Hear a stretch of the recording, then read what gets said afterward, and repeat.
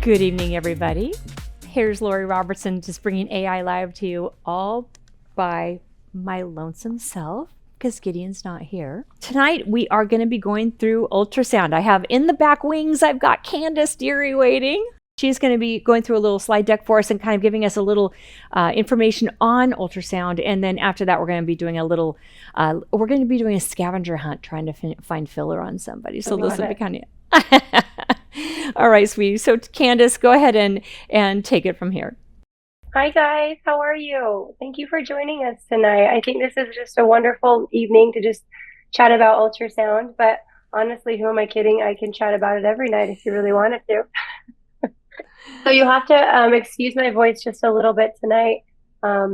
It's been on voice rest for a little bit, but if you can't hear me, Lori, just give me the thumbs up to speak a little louder, okay? Okay, it's a deal. Thank you for joining us, taking the time out of your evening to learn a little bit more about what we're offering, who I am, and why I am a sonographer in the medical aesthetics world, right? Not an injector. So I really love ultrasound, you guys, and that was my passion. So that is truly what I went into when I went to school. I chose to become a diagnostic medical sonographer. And I went to a health sciences university and worked in hospitals and clinics for the past 12 to 13 years before I even got into the aesthetics part. And a lot of my story begins, and I'm going to tell you about it as we get going, but ideally, understanding my background will help you understand my passion for why I show up for you guys the way I do, why I train the way I do, why I think it's so important. And I just think anatomy, specifically facial anatomy, is so fun to learn. And of course, crucial in medical aesthetics, right? So let's get started here. All right. So you're going to get a whole view of the sonographer's perspective tonight. And I would love your guys' insight on what you think along the way, okay? Along the journey. All right. Here are my credentials. I am diagnostic medical sonographer. Of course, I specialize in facial ultrasound, and that's really what brought me into the aesthetics world here. And I created a whole business around training and supporting aesthetic injectors. See if this works out for us. Okay, here are my disclosures. All right, now let's dive in, okay? So how did these two happen, right? How did a diagnostic medical sonographer get into medical aesthetics, and what was my why behind that? And here's a little bit of my story. Again, you see me here working on one of those fancy machines you see in the hospital. And yes, I would love one for my own office, but not yet, not yet. The ultrasounds that I have, I want to travel with. I want to be able to put in my suitcase or my backpack and make sure that I can fly to whoever I need to or train whoever I need to. So we've got my trusty old Mindray back here that I take everywhere if I can. And I've loved it. So you don't necessarily need a hospital-sized cart-based system to get started. Just so you know, I don't even have one of those. And I would say about 4 years ago, one of my dear friends and colleagues, Yvonne Delos, called me up to tell me she was learning ultrasound. And at the time, I really just was like, oh, it's old therapy. Good for you. You know, this is like, let me know how it goes, but I'm a medical sonographer. If you need any help, let me know. And she said, actually, Candice, I do. Like, I really need your help because I went to one training, I bought a device, and now I feel stuck in my clinic. I'm not sure what I'm going to do or how I'm going to use it. Figuring out how to incorporate it or what I'm seeing, right? Life happens after a training, and sometimes we need that extra support to remember what we learned, and maybe that mentor there to kind of hold our hand as we get going here. And that's really what she was looking for. And so I said, well, what are you trying to do with your device? And, you know, the more she told me, I said, okay, well, let me look into it. Let me see how I can help. And that's the moment where, of course, I did go down the rabbit hole, looked into all the adverse events that can happen in medical aesthetics. And that's where I found my why, you guys. I was like, oh my goodness, I saw these poor patients who had not received the proper support and care from their injector, or their injector didn't really know what to do at this point, and they're doing their absolute best to take care of their patient, but it still wasn't getting them the result that they wanted. It still wasn't clearing their vascular occlusion. And I saw the bigger why behind bringing ultrasound into clinics at that point. And not only that, but also how to support the aesthetic providers who don't have ultrasound yet. Like, how do I show up for them? And yes, that's more locally, right? Pacific Northwest, West Coast. I can fly out to anybody and assist them. But of course, the tools are best used in your hands if you can do that, which is why we're teaching. So I began just teaching her and helping her and supporting my friend Yvonne through all of this in her injecting practice. And that allowed me to really see how I created this really great working relationship, collaboration, if you will, with aesthetic injectors to say, yes, I can help you.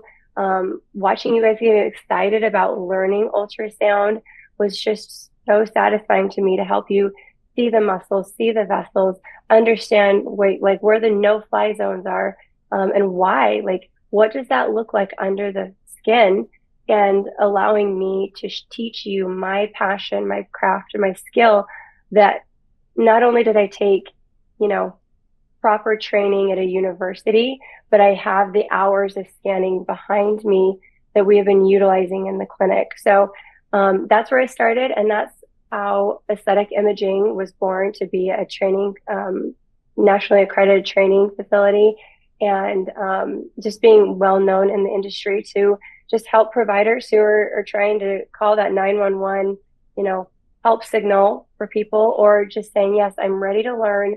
I've taken a few courses, but I'm really wanting to dive deeper. What's it going to take, Candice? So that's why I'm here. That's where we're at right now. And I'm absolutely loving what we're doing here. Okay. My perspective, right? Anatomical variations are so cool to the sonographer. And I think they are to aesthetic injectors too. But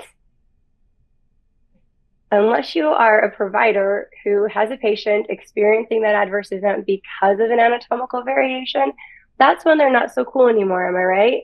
This is where we go, okay, it takes your breath away. What do we do here? And how do we support our patient? How do we support our providers? And this is where that self-reflection comes in to what could we elevate in our practice to have kept this from happening? Like, how do we prevent this at this point, right? Or how do we help our fellow injector? This is the why behind ultrasound, you guys. The why, the safety and the accuracy. My main reason for helping right now is because ideally we can shift this goal to scanning our patients before you inject, right? Understanding their anatomy intimately so we can recommend the proper treatments that are going to fit their very specific, unique anatomy, right? And that's the safety part. Now let's talk about the accuracy part. The accuracy behind this is what we've talked about before, as you saw in some of the ads before, that humble pie that you might taste as you enter the world of ultrasound. I don't know, Lori, what do you think? Did you ever go, yes, I know I'm right in this area and I'm going to inject it and then I'm going to check on ultrasound? And did you ever go, oh, I guess I wasn't where I thought I was? Absolutely. Absolutely. Yeah, right? And you look with the ultrasound, you're like, there is an artery right there that's not supposed to be there. Yeah.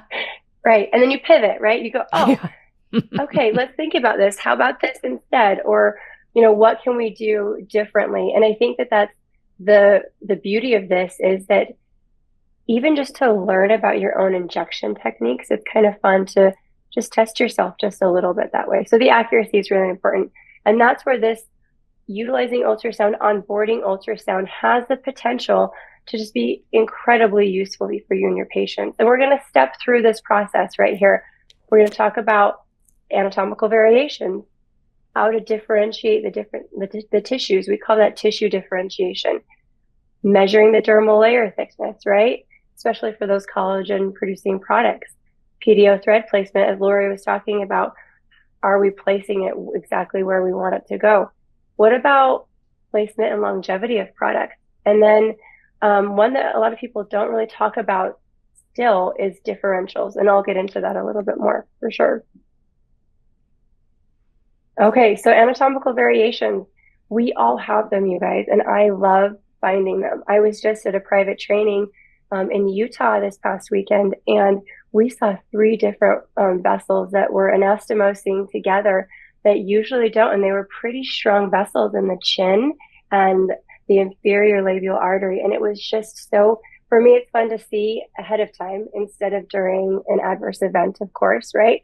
To be able to appreciate those things. So this right here is a median perforating canal. You can see on the ultrasound, and they're not, literature says they're not very common, but it's one of those just really fun ones that we start seeing. So maybe, Lori, as you're talking about, you know, the areas that you wouldn't inject without ultrasound, you're talking about piriform and temples.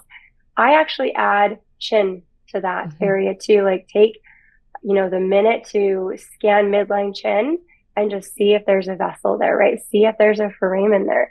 One of the very unusual median perforating canals that we just don't talk about probably as often as we should, right? Absolutely. Yeah. And what about tissue differentiation? You guys, we always want to know what layer we're in, right? How does it feel with your cannula or your needle? What does that look like to you? And I know you guys go a lot by feel and what that looks like. And with ultrasound, you are really, like Lori was saying, you have sight beneath the skin. Like if you have that ability to do that, I don't think the question is why. I think why not? Why aren't we bringing this on, right? So on the ultrasound, you have the capability of visualizing your skin, fat, fascia, bone, and muscles, right? And then any product that's already in there, we can tell what layer it's in. Is it in this mass, right? Is it in the parotid gland? What is that looking like right now? What's causing the malar edema? Can we get rid of that without doing a full flooding dissolve of that area and still retain some of what the patient really wants to keep with that, while also taking away some of the edematous puffiness, right? Beautiful, beautiful results, right? We can be more accurate. All right, so this is what fat looks like on an ultrasound, you guys. It's a subcutaneous fat, right? So we're looking at lobulated superficial fat with what we call echogenic striations. They're white striations. And I like to say like there's like tuning forks that are kind of going through the fat, right? And that's what helps us understand that that's superficial fat. It's a mini lesson, I promise. Stay with me. And then we've got muscle, right? So we have the muscle that also looks hypoechoic. If you understand your ultrasound terms, great. If not, that's just like a darker tissue, not quite black. Okay. We can activate the muscle, right, Lori? Is that one way you started learning, is like asking your patients to activate that muscle? Absolutely. On the masseters, it's we're doing a study on it now, and it's absolutely eye-opening. It's not the way we thought they worked at all. Yeah, exactly. Or like where the product is going. Yeah. Seeing where the tendon is, you can ask your patients to activate and see which part of the masseter is actually the more dominant activator. It's incredible. I love it. All right. Okay. Now bone.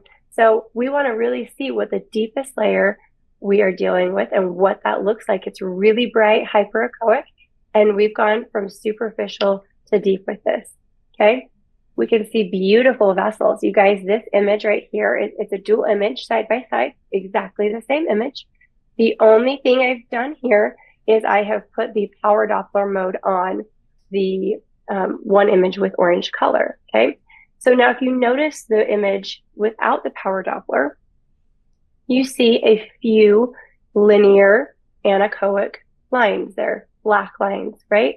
And what we can do is when we're scanning in real time and we understand the anatomy and where we're at, when we apply our Doppler setting, it gives us more information. This is the facial vein, right?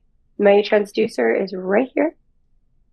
And we can see the orbicularis oculi muscle on top of it. We see the facial vein and the LSAN right underneath it. It's so beautiful. It gives us all of this information. And if there were to be filler in any of the muscle around it, we could see it when it activates. So ultrasound really does allow us to visualize and appreciate the vascularity of our face in real time. This is a temple. Lori would know this, right? We Mm-hmm. love looking at temples. We love being able to visualize all of the different arteries and veins. This is a superficial temporal right here. Now, I know a lot of you are dealing with utilizing PDO threads. You are using Sculptra and Radiesse, lasers, anything to really help keep that dermal layer nice and thick and healthy. And ultrasound is actually one of those tools to help you prove that the treatments are actually working. So we have 3 pictures here, and you can see all 3 of them are very similar, and it's labeled in the center at the bottom for you, if you will. You've got the gel, the black gel, the anechoic gel on top, and then you have the epidermis and then the dermal layers underneath. And right below that, you have the superficial fat. And what this looks like, you guys, is I am making sure that there aren't any vessels in the area here. And then I'm going to go ahead and put calipers on the skin to measure the epidermis and the dermal layer combined. And this is a really great baseline for you to start measuring prior to your treatment packages to prove that this is actually getting thicker with your treatment. Now, the trick with this one would be to just make sure that you're not applying any pressure at all. This is all gel and just right on top of the skin here. But a really useful tool. All right, Laura, do you know what this is? Can you see this? It looks like it's a cannula or a thread or. Yeah. Good. Yeah. See, guys, she passed right on the spot. Yeah. Stay awake. So, no, this is wonderful. I love this. So what you're seeing here, you guys, is a really bright, hyperechoic, linear white line going through the tissue here. You can actually see it pierce through the skin layer, the epidermis and the dermal layer. And we see it's beautifully placed just under the dermal layer in that subcutaneous fat, exactly where this provider wanted it. And it's actually in a cannula right now, to be fair, so you can really see it pop on ultrasound. But this is where we place those threads and make sure that we're not anchoring in the masseter, right? Like, make sure we're putting it exactly where we want it. And then, of course, what we've talked about before is product placement and ultrasound, a really big why. Where did our product go? How deep is it underneath the skin? Is it over the infraorbital foramen? As you can see on the bottom there, where there's power Doppler on that image, that's the infraorbital foramen. And a lot of times we do see filler right over the top of the infraorbital foramen. That's actually where a lot of people feel like they need a little filler. And so this one, we could tell that it's still patent. The vessels are still patent, and we see filler right above it. And here you can also see an anechoic pocket of filler on both of them.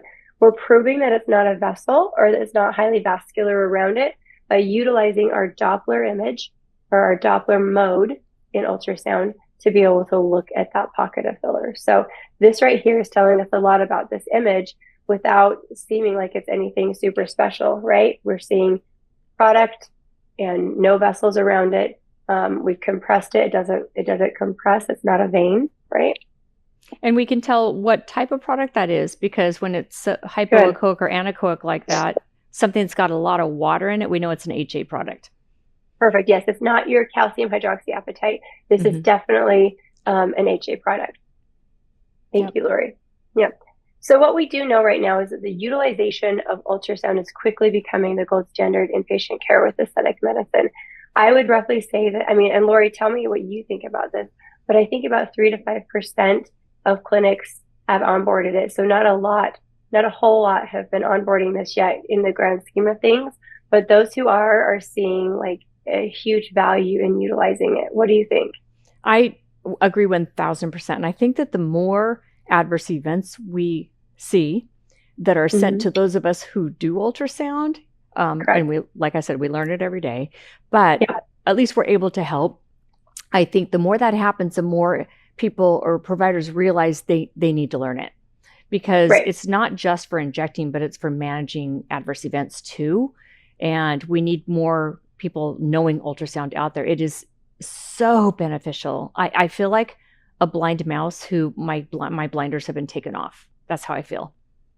Yeah, That's so good. My goal actually, Lori, is to train somebody in like every like major city in the States. So when I do get those calls like you do a lot, like we get a lot of adverse events calls and we really want to just drop everything and help, but we can't always do that. And so if I have those people that I've trained or the go-to people that I really know that they know their stuff, I like to refer out, collaborate, make sure that these patients and these injectors have somebody to support them. So if you're one of those people and you feel really strongly about your ultrasound skills, please let me know, because we are really trying to build this out and become stronger as a community in how we show up for the aesthetics complications that are coming our way.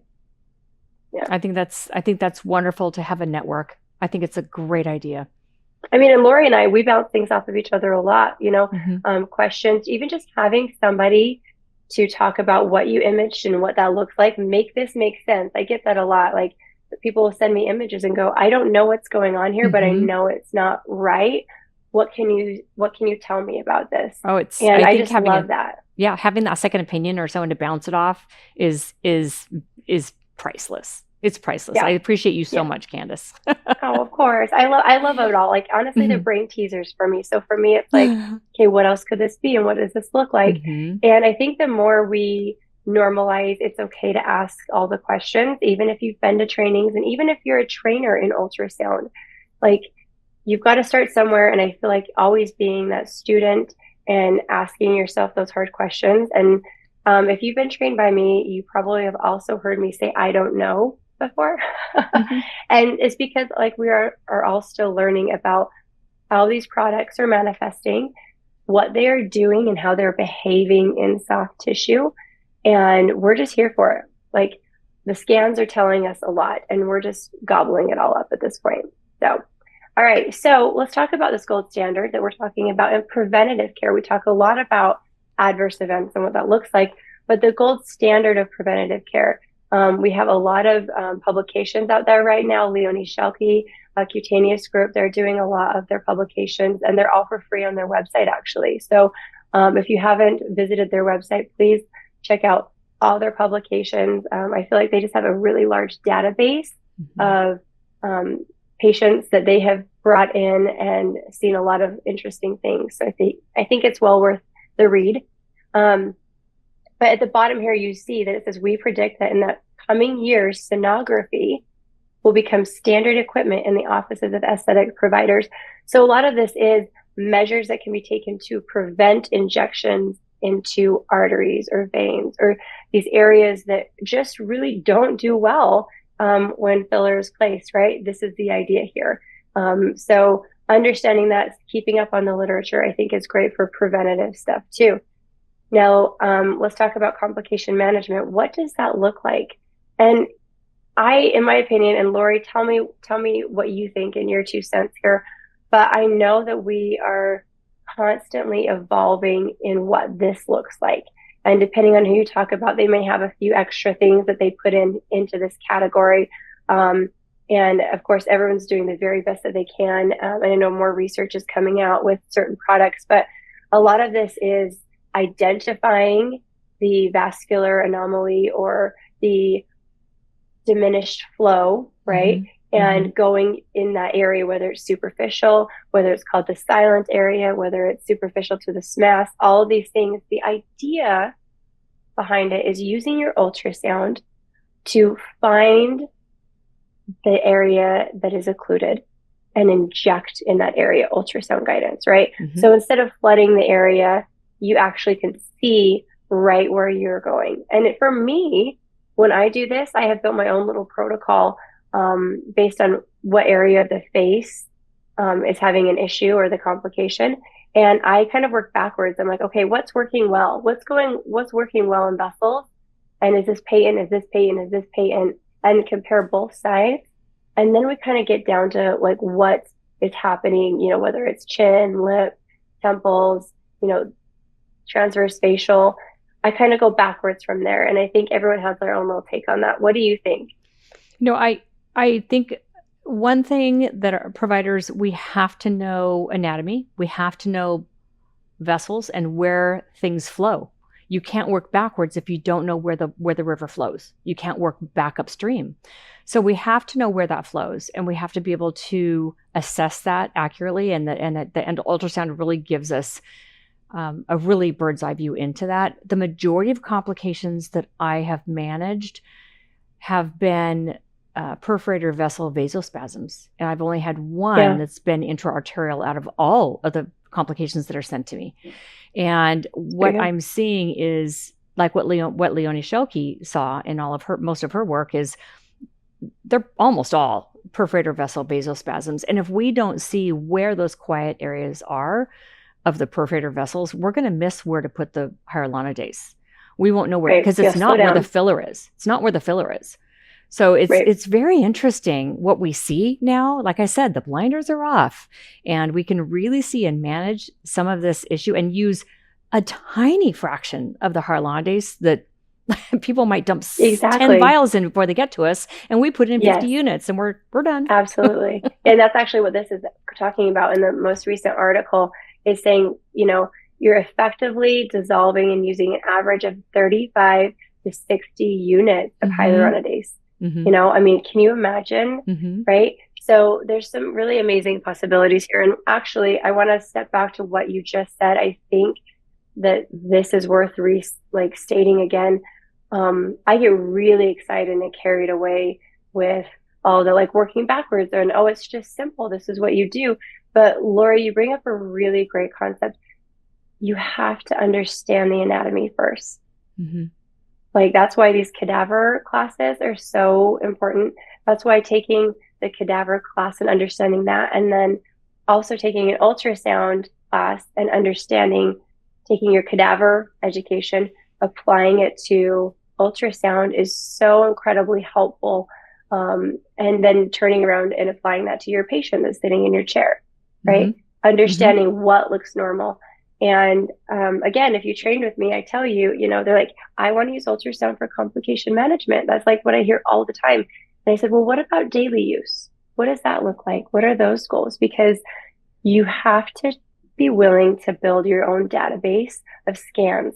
Every scan you do is another layer of experience to your own database in your brain. So when you're so used to seeing what normal vascularity looks like and normal tissue looks like. And that's all kind of variable too, because we're all very different, but you don't feel that. You just, when you scan multiple patients daily in clinic, all of a sudden you don't realize how much good that has done for your database, your own personal database. And so when a complication does come, something stands out to you, something different. Right. And that's how you'll catch those things, on top of education. Right. So building that is just really, really important. So let's talk about proficiency with ultrasound. Lori, you said you took more than one class. How did you feel after one class? Like I was barely dipping my toe in the pool. I was still looking at 150 shades of gray and trying to discern it. Yeah. And honestly, you drink out of a fire hose a few times, right? And then you're like, okay, now I can retain this. Yeah. That's really what it is. It's I'm trying to drink here, and at the end of the day, you're still thirsty because it was so amazing. But, there's a point to where you need to understand that this is probably some consistent education you start adding to your educational calendar each year, and you will grow. And it is so stinking fun. But we want to set you up for success to help you understand that consistent learning, just like the other parts of your career, is going to take some more than one class, essentially. And I also think along Candice, I think that to become proficient, you have to do it. Just like being an injector. You have to crawl before you run. And I think that don't get discouraged because it's a little overwhelming. I have the ultimate respect for sonographers. It's because that's why there's an entire school course, dedicated to that. So we are trying to hop onto this after taking a few, full day courses. And I have to understand that it's something that I'm learning a specific type of ultrasound of just little superficial areas. And if we don't do it, we'll lose it, just like injecting. So if you get an ultrasound, if you're thinking about getting one, I tell you, go ultrasound people in your clinic, ultrasound friends, ultrasound family, ultrasound yourself. Just look at the tissue. Get more comfortable with it. The more you use it, the more you're going to be able to identify anatomy with it and be more comfortable with what you're seeing. It's all time. It's all time on tissue. That's what I say with injecting. That's what I say with ultrasound. Perfect. Well, Laura, you're going to love mine then. My little acronym is TT, and it's transducer time. So we should say transducer time with tissue. Yeah, absolutely. TTT. Yeah, exactly. Yeah. So it's just like time with the transducer, right? And that's really where it's going to begin. I mean, for me, I started scanning myself. I started scanning my husband. He would fall asleep when I was starting to scan him, and he'd start to kind of snore, and it would mess up my Doppler. And so I'd have to wake up. This is not time to sleep. I'm studying here, And so just, don't be afraid to start scanning anybody who will let you. I would say if you're nervous about scanning anybody else, just scan yourself. I think that I think that's overlooked as to how helpful that is, because there's no pressure. Like if you scan into your lips or your eyeball, you don't have to say sorry to anybody. It's your own. So just keep going, right? So getting back to this, what does proficiency look like? Yes, Lori and I are going to tell you that you need your consistent practice. Come hang out with us in April, of course. But what we want to do with a complication is detect the compromised blood flow. And like Lori said, it's not always going to be where the filler is, right? So you're going to have to kind of track that a little bit. We can identify the filler deposit. We can dissolve the filler if we need to, or dissolve along that silent area, superficial, snag those perforators, right? And then we can confirm restored blood flow. Now, I want to talk a little bit more about confirming the restored blood flow and what that looks like. And if you come to our class, we really dive into what is hypervascularity, right? Like post injection, like right after that really exciting, oh, look, there's a lot of blood flow versus true restored blood flow. So hang tight for that and make sure that you settle in for that. But there's a little bit more to that than what we have time for here on the webinar tonight. Candice, we're going to be, I want you to kind of quickly go through some of your slides. We're going to be going in after the slide, going into me just ultrasounding one of our team members at AI and see if we can see some filler that's maybe been there for a couple of years on her. So, okay, perfect. I love that. Okay. So just to end, you guys, we want to just make sure that when we're using ultrasound as a sonographer, we are trained to look for differentials, right? What does pathology look like at different stages of pathology? But in the face, there are things that if we're going to use a transducer and ultrasound, we need to know what are our differentials besides filler. And our biggest one is going to be, so there's some lipomas and fatty tumors, but lymph nodes. In the parotid gland, you see that there's vessels around the lymph nodes. There's a fatty hilum in the lymph node. And filler doesn't look like that. So just understand that we are going to be looking for different things that are already naturally there in the face. So we don't go in and try to dissolve those things, right? Or think that they're abnormal, okay? And as we use ultrasound in our practice, you can use it to pre-treat, ultrasound guidance, or do a post-treatment imaging. I suggest using all three for yours. And it's just like Lori and I said, consistency is key, and just make sure you find yourself a mentor. Come hang out with us, come scan with us all day in April. And it sounds like Lori's going to do some scanning here for us live. And I think we're going to find some really fun things. Hi, everybody. Okay. What I want to do first is why did I lock this? I didn't. What I'm going to do first, I'm going to reach across her, but I want to kind of look at some vascularity. So I'm going to kind of go up to an area where we usually see vessels. I don't know what we're going to find on her, but I'm going to go over here, and we should be finding in this area a facial artery coming up to an angular artery, right? So let's see what we can see on her. I'm going to put my power on here. Let's see what we can see on her. Usually I have my medical assistant helping me out, but all right, so we have. Hey, Lori, will you open your box a little wider, like it's a rectangle the other way? Perfect. A little wider, yeah. Okay, so at the very, very bottom, the white that you see is bone. That's her maxilla down there. So I'm going to come up and we're going to try to find this. There you go. There's her angular artery right up in that area. Now, it is about 6 millimeters. There's some superficial perforators up there, about 4 millimeters. I'm slowly turning my ultrasound so I can kind of see. But you can see how big that angular artery is right there. And you can see where the green little arrow is. That's a 0.5 millimeter right there. So you can kind of... And you guys, you can't see it all the way because it's very tortuous, right? So we're only seeing a piece of the angular artery here. There we go. So I'm just slowly turning. So you can see the pieces of the angular artery come up and then they go back behind some tissue, like Candice was just saying. So I'm slowly kind of turning my my transducer. I'm going to go up into the piriform. That deep little spot that you see is the piriform. And sometimes that piriform fossa, there's our artery again. Sometimes I see arteries touching down on the bone here. And this particular one isn't down on the bone, but we can see the bone and we can see the artery down there. Sometimes I'll see arteries right on that bone. So I will always... or like a little foramen, huh? And the way I kind of look at this and see if it's an artery or not is I'm going to press on it right now. I'm compressing the tissue and it's still flowing. So look at it, it's like it's angry now. So now I'm going to release. Fighting back. I'm going to relax, and you see it's not as angry. So when it doesn't compress, it's an artery. If it's a vein, it's going to compress. So we can look at vessels like this before we inject. I'm going to look for the infraorbital foramen. We can look for vessels like this. Will you give me some more gel? I'm going to make the patient give me more gel. The foramens are going to look like a broken bone. Candice, you can I'm going to go up for infraorbital here. So the foramens are going to look like a little broken bone in here. Right there.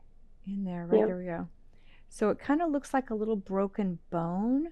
Right in. Perfect. Yeah. There we go. There's the infraorbital foramen. So it looks like a little broken bone, and that just tells us that the artery is coming out of the bone there. So that's the only place that we know where an artery is, you guys. It's the only place we know where an artery is where it's coming out of the bone. After that, we have no idea where it goes.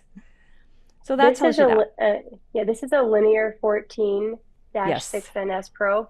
So it's a 14 megahertz transducer. Someone just asked about it in the comments.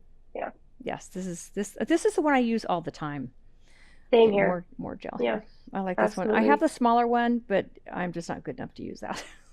Yeah. Anyway, I just find that I can't see as well. So she had some fillers a couple years. Oh, okay. She had some fillers a couple years ago in her chin, and there's some fillers still there. So the dark filler there's anechoic and hypoechoic. All three that Lori's seeing. That has been a couple years, you guys. See there's the bone. So she still has filler on her chin, and it's been what, 1.5 years? Yeah.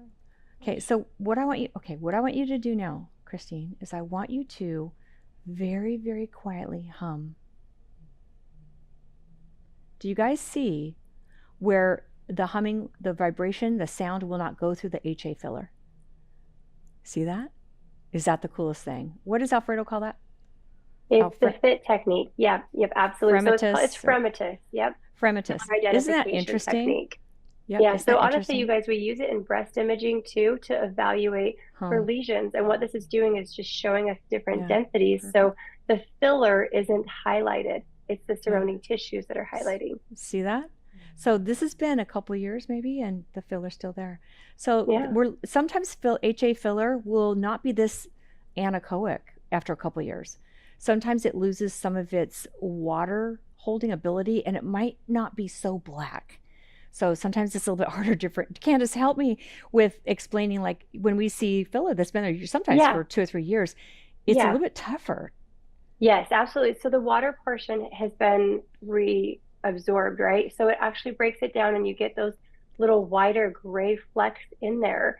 And so it looks a little like what we call heterogeneous in there. And that's where the experience or the time with your transducer is going to make all the difference, because you'll be able to see the pattern changes in the tissue and know that it's there. But it's just meaning that your body is breaking it down faster in that area, or overall, some patients break down fillers so fast, and others it's just beautiful and anechoic for a very long time. So I'm just playing Ooh. in her temple. Yep, perfect. STA right there. So this is the descending superficial temporal artery. This is the descending component of it. Perfect. Oh, look there's one right down on the bone. Oh, come on, get it. There we go. Looks like probably the deep temporal artery that's down on the bone. It's hard for me to focus onto that. So many fun things to see right here, you guys. Right? Yeah, you have the temporal fusion line in the upper left-hand corner from the frontal bone to the temporal bony fossa. Then you see an anterior branch of the deep temporal artery right there, right on bone. Mm-hmm. Right? See the middle temporal. She's got middle. Yeah. And you guys, right down on that bone, I'm trying to focus the bone in. Right down on that bone, that's muscle. Do you see the striations? We talked about fat looking like tuning forks. I love that, Candice. But see, it's like a longer striation. Imagine muscle of a flank steak. You see the longer striations and the darker hypoechoic areas, that's muscle. It's not as lobulated as fat. Candice kind of helped me explain. Yeah, absolutely. So the tuning forks in the fat, right, the white septae, create that lobulated appearance. But within the temporal bony fossa, we have the temporalis muscle, and those striations are more linear. Okay, so have our sweet patient activate her temporalis. Bite down. Bite down. Yep. Do you guys see that motion? Keep doing it one more time. Relax. Perfect. So that's all that stuff below is just very linear. So that's how we can tell the difference between the intermediate fat pad that's just above it compared to the temporalis muscle below it. Now I'm going more posterior. I'm a little bit more, and I'm pressing. I was compressing to see what's veins and what's arteries, but this is arterial. I'm compressing. It's still flowing. So I'm going a little bit more posterior zygomatic over here. Yep, I love that. I'm going towards her ear. And then eventually I can find the STA here if I have enough gel. I might not. But the STA is right by that hairline area. Oh, we got an artery right down. Yeah, right there. Right down. Now you can also see the SMAS layer here too. It's also white, you guys. Yes. And it's very linear, and it's like that, up above the muscle. It's a little bit more superficial.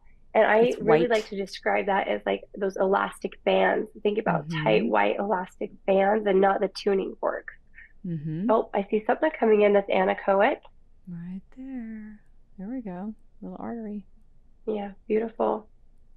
And if I compress it, oh, it does compress. And you see that it's between white layers. So that's within the SMAS layer, right? White above it, white below it. We're proving the tissue layer that it's in. And what we don't want, you guys, what we find is, let me press on that. It's an artery. What we find, you guys, is that the majority of all nodules are in the fascia. So what we want to do when we inject is stay away from the fascia. Stay away from it, because that's where the nodules are going to be. That's where we're going to find them. Yep.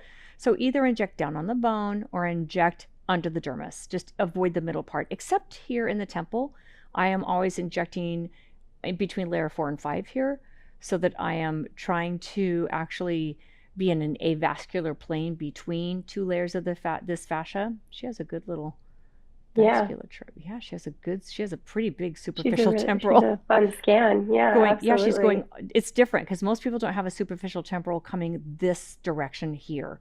The descending coming branch down by anterior her brow. branch. Yeah. You can see where I'm at, I think. Yeah. Most people absolutely. don't have that. Can you guys see Lori's hand? She's anchoring onto the patient, which is very important, right? So she's really controlling her movements. They're so small and finite that you almost feel like she's not moving her transducer, but the image is changing on the ultrasound. And what the thing with ultrasound is, you can kind of twist and turn the tiniest little bits. Like if I just angle this, do you see how the bone can change and come into focus? Yep. So if you probably couldn't even see how much I was angling this, but if I change it just a little, bone's out of focus. So I always try to keep that bone in focus. I try to when I'm looking at things, it just helps give me a good perspective of what layer I'm in. And we can see fatty layers in here. We can see muscle. We can see fascia, the fascial lines. Think of the fascial lines as when you have a steak or something or a roast and you're pulling it apart, and that white part that doesn't stretch is fascia. So think of that. Yeah. This is awesome. Yeah, that's beautiful. Awesome. Yep. So she's using power Doppler. Yeah. Yes. So we love power Doppler. I still use color too as a sonographer. I will always use color, but we find that teaching and understanding the concepts, less, margin for error and misunderstanding color Doppler, that power Doppler is much more sensitive and will be more forgiving if you don't get the right Doppler angle or, things like that are a little bit maybe too much of a physics lesson. Yeah, and I'm always using just power Doppler. I don't use the blue-red flow. I'm just using power Doppler, and if I want to know if it's a vein versus artery, I'll just kind of compress it a little bit. But that's okay. And the other thing is the other thing is when we're looking at possibly perforated vessel vasospasms, we have to change the settings on this a little bit to make it more sensitive. I do. Do you find that, Candice? Okay. Yeah. So I changed my scale and my persistency. Yeah. I have to make it more sensitive so I can see those little perforated vessels, almost like kind of what you're seeing now a little bit, like just with her holding it. You see almost like little confetti. Like little confetti. Her artifact noise. Yep, exactly. So you bring that gain up, that scale, and doing that just makes it more sensitive so you can really get those things. Yep, absolutely. Yeah. So it's really interesting to use. It's fun to use. I've learned so much over the last 3 years, but I have so much to learn. But I know enough that I can be safer when I inject. And if you know me, you know I try to be as safe as I can because I feel very responsible for my patients. So I want to do the best I can. This is not something you're going to make a ton of money off of. But here's what's interesting is when patients have come to me because they heard I had ultrasound. They've come to me specifically for this. So I can't say it's not a moneymaker. My goal is not to make money off of this. But I think patients like that you go the extra mile to help with their safety and that you are conscientious about that. Patients come to me because I have ultrasound because they have complications too. So both patients who want filler dissolving, which is popular right now, and filler complications. So I think ultrasound gives us a whole nother aspect of revenue income, which I didn't expect. It's not my priority with it, but I have it and I'm gonna use it. So I don't charge anymore. Right? Yeah. Mm-hmm. Yes. Yeah. That's really good. And so you said you don't charge anymore? I don't charge more for my complication assessments. I do. If it's a complication that comes and I'm using ultrasound and assessing, I do. But if somebody comes for dissolving, I'll charge for that. But if somebody comes and I'm going to inject them, I don't charge extra for using ultrasound when I'm going to inject. Be part of your practice and your personal preference, right? Part of my assessment. Mm-hmm. Yeah, good. So you guys, Saturday, April 26th, we are going to have a one-day course here. Tonight's the last night. You can get the $500 off. The code is Ultrasound500. So we want to see you here. Candice and I will be here with you. Come scan with us. We're going to come scan with us. It's kind of like come dance with us. We're going to have a great day. It's such a fun day. You're going to be scanning each other. You're going to have so much fun. So if you don't use ultrasound, or if you want to use ultrasound, or you have one and you want to kind of up yourself in a level of knowledge and assessment, come to the course. It's here in Southern California in Brea. There's the Embassy Suites right next door, so you can sleep right next door. Walk on over across the driveway. Yeah. So I love it. It will be amazing. Candice, thank you so much for joining me. Thank you so much. We appreciate this. I appreciate your knowledge. I appreciate you sharing your knowledge and helping those of us who have questions. You're always there for us. I so appreciate that. And I'm excited to see you. My pleasure. Okay. All right, you guys, thank you so much for watching. We appreciate it. We will see you next month with AI Live, and be safe until then. All right. Happy scanning, guys.